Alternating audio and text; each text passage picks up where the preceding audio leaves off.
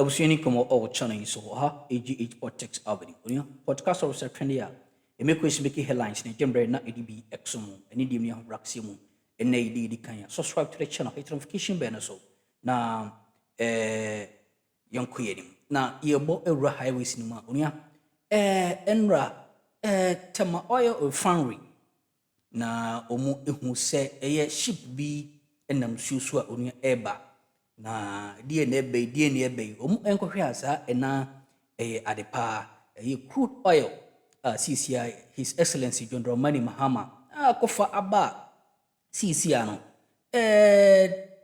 TOR omu ankasa ebe refine omu ankasa omu oil ama Ghana for yenso etimi ade ye ho afa aye fuel nsensem ho onua chenso am semre bi etwamu na former president Addo Addo say oton TOR oil no anan TOR tama oil refinery no $22 million onua ene aban we buy no wa kire se there bi ye ni ya ebe empani ampa omu ahyemu kena ene eso aba mfaso ede ama oman Ghana be shock say mun ram na yenhwe ne yeko ene de ba ewo asoye ho AGH Politics up chese ye ka Ghana abakosema na chese wo se atadwe yate dene ene ba bia mea mewo tema oil refinery ene Ghana for nyina jatu say Excellency John P.Mahama recently in London. Now was there Wood Green town hall meeting and a President John P.Mahama can say if you July mono Ghana yenia no ye Crude no ye best atia ye de refine bi enwe ye da sorry ye da na judiciuma na say 1 million barrels of Ghana indigenous Jubilee sweet crude no ye deliver ababedu empty Apache na say on the 15th of July 2026 na say His Excellency John P.Mahama wa fulfill ne promise no na enwa de na say atadwe ene tema oil refinery ho de me MD lawyer combat Edmond any deputy MD Mustafa any management and engineers and ye woman combat and energy lawyer champion capacity MD mani aji o se atadwe yes yana atedwene ataje yana atedwene NHS campus tifie ne nani aje o sabari matifie ne woni aje board chairman ono abo bilicho any Thomas Larry Mo any yen MPs 3 omo board sui obi misa no chumuno obi ni aje no mo bontwene mu konkonsa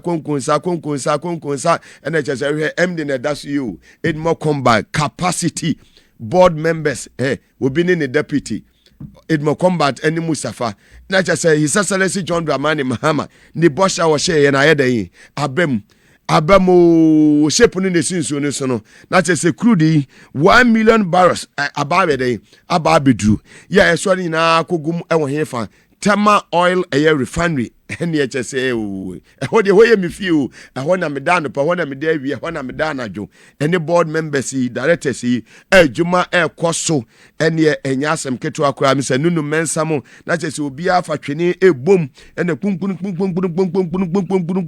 ko na chese menua combat ne hwewie mu yi oboshe na bam Onyankopon oboshe na bam Jomama boshe na bam ene Tama oil refinery akufado say otono $22 million no enei yenua combat abranti ache say wonya mfie aduonu mukura wo wotimi abetene things around ye hwe de course so ewo TOR ho enije ne ade a course so na che say ese wani ensese ye dey ye ka kire wo mo hwe mfonyi ni bi ewo TV so a esre o say eniema ekoso ye hwe de course so MD ekasai Mahama has fulfilled his promise by giving Tema Oil Refinery 1 million barrels of crude aboard empty Apache.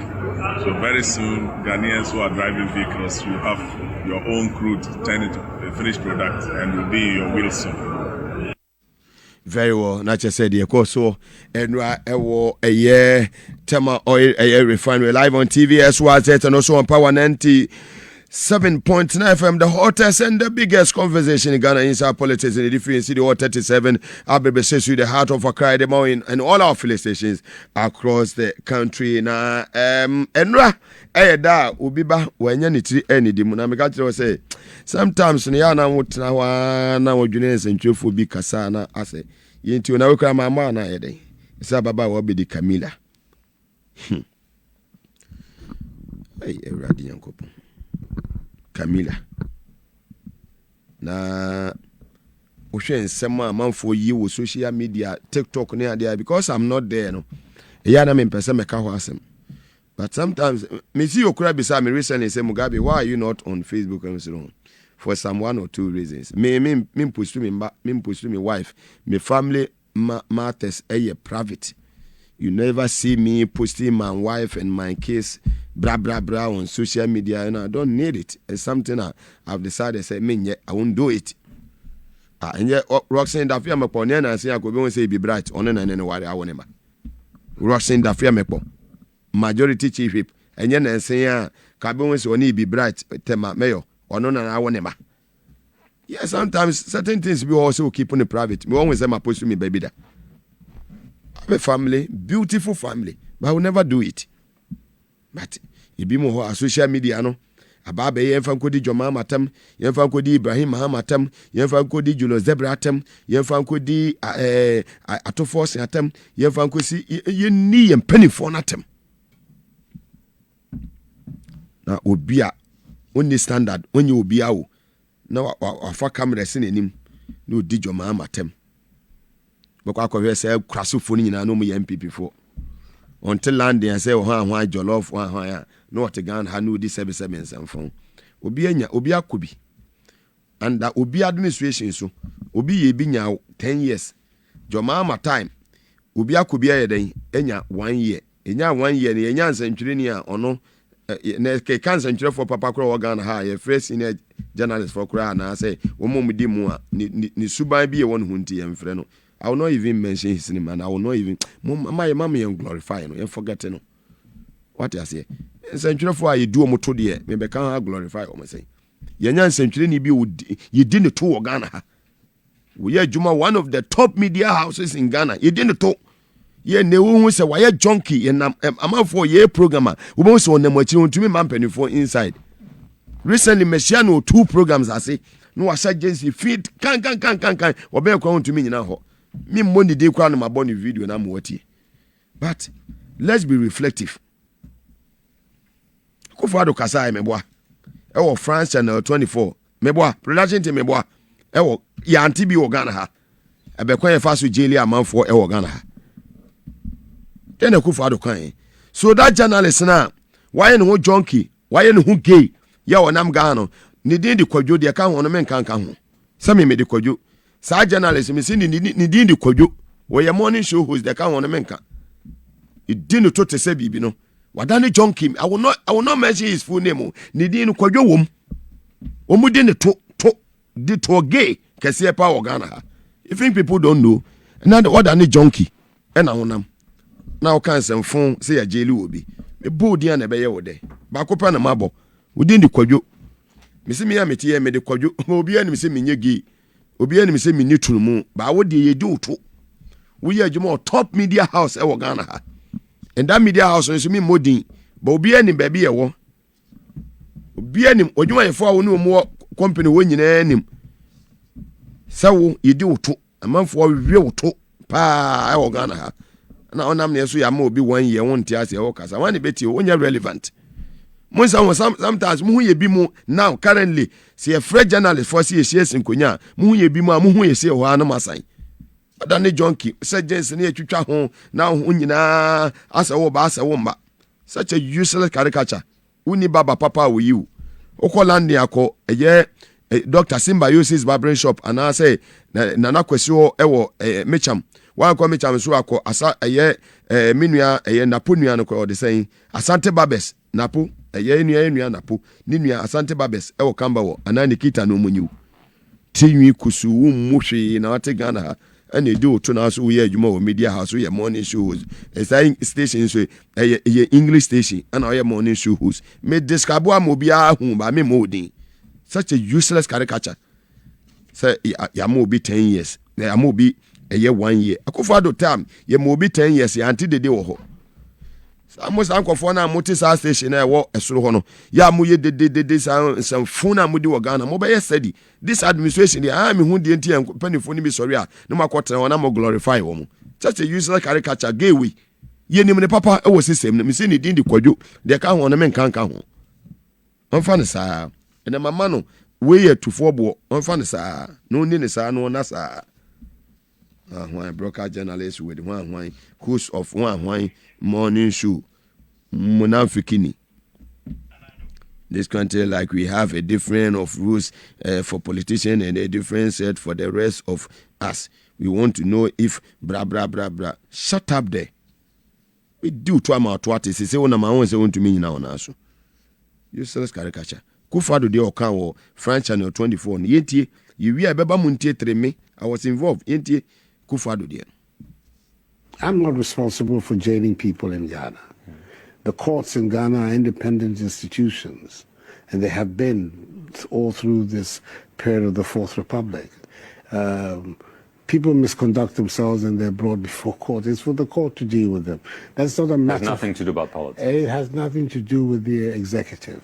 And their behavior is what lands them in problem with the police and very well. That was Nana Akufo-Addo, former president of the Republic of Ghana, live on TV, as was it, and also on Power 97.7, the hottest and the biggest conversation in Ghana. Jailing people in Ghana, but it's not the responsibility of the institutions. But when Akufo-Addo na kan wait you na ene ye jeli obi a no anya MPP for na Jimmy Semna no ma ba begu abontino me de say omonte ase ya jeli wan obi a be de bia na ye che omra ne no obidi embra na enimu ntetire fo me se dia na me kan ye Mugabe me ko nipa me twituo ana me ye dan. And I said it here 3 days ago. Say muntetire na wokoduru court a wobeka say ye the armed robbers bi na aba omo kunipa hidden criminals omo kunipa muntetire bi efonyi na wo hwe no 27th of this month na exactly 10 years. Yes. Na exactly 10 me na de me kono akuga obehu no obehu alista ya na de yekono sabe nkwase afo no mukasa ne yante o muka that time Jimmy fo no mukasa ne no we didn't hear from them.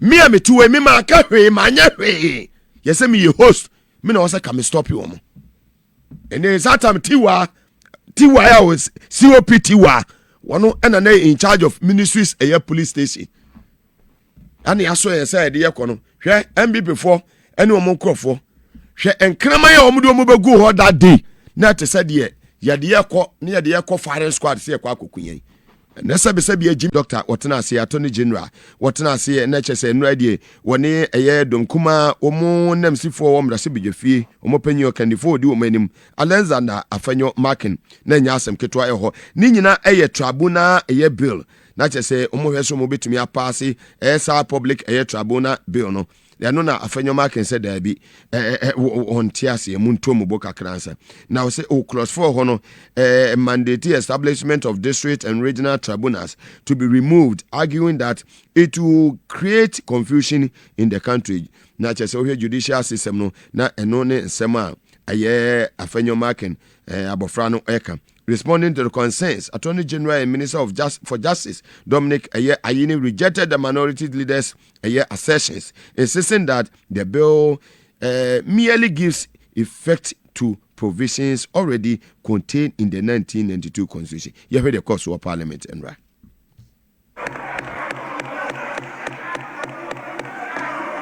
So the total vote for the no is 135. The speaker is added. Now, the total vote cast.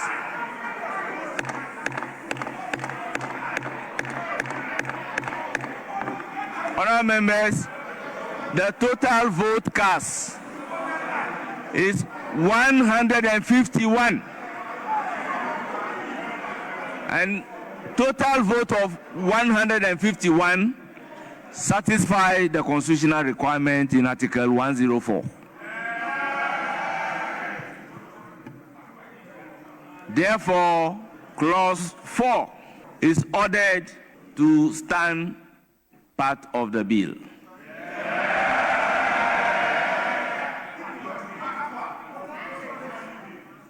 Yes, Minority Leader. Mr. Speaker, this is populism. We need clarity. Justice must not just be done, must be seen to be done. Mr. Speaker, I remember the famous case of Tagore and Issa Abbas, where the respected Dr. Dominic Ayeni took the matter up at Court of Appeal. These were individuals who were convicted. And at the Court of Appeal, his argument was that a man may not just be convicted because of his own words. That is populism. He argued. He said every element of a crime must be proven. Lead evidence of probative value. That was the argument of the respected Dr. Ayeni. It was because we had a clarity, certainty in the law. We had a Court of Appeal, well properly constituted. Today, you want to have a tribunal? A tribunal. Populism, Choboy justice. Choboy justice. Mr. Speaker, Choboy justice, where people will be sent and people will be thrown into jail. Mr. Speaker, I will not sit here as a minority leader and allow this provision to stand. I move that this provision be deleted. Mr. Speaker, I so move. These things are textually incorrect as far as the Constitution is concerned, because as you yourself drew his attention to the provision in Article 126 of the Constitution and 142, but let's start with 126. It provides an integrated judicial system that includes regional tribunals, and that also includes such lower courts or tribunals as Parliament may by law establish. And Mr. Speaker, this is exactly what we are doing. In terms of the regional tribunals, what we are doing is just simply amplifying the provisions of the Constitution in 126 and 124. In terms of the district tribunal, what we are simply doing is implementing 126 by creating a lower tribunal that will deal with criminal matters that have been specified in the bill, including those of illegal mining. So, Mr. Speaker, we are not creating a parallel justice system. We are simply amplifying what is provided for in the Constitution. Trade union for Subeka be now more calling on the government to suspend the passage of the tribunal bill. Banino, we who here see about fat ya pass it. Until you move on, young Kuyanum. Enra a day a da. We ain't some who team course watching and so, Mammy, and I was so Jim Ray. That's it. Say, Obad India do me a domain. You be saying.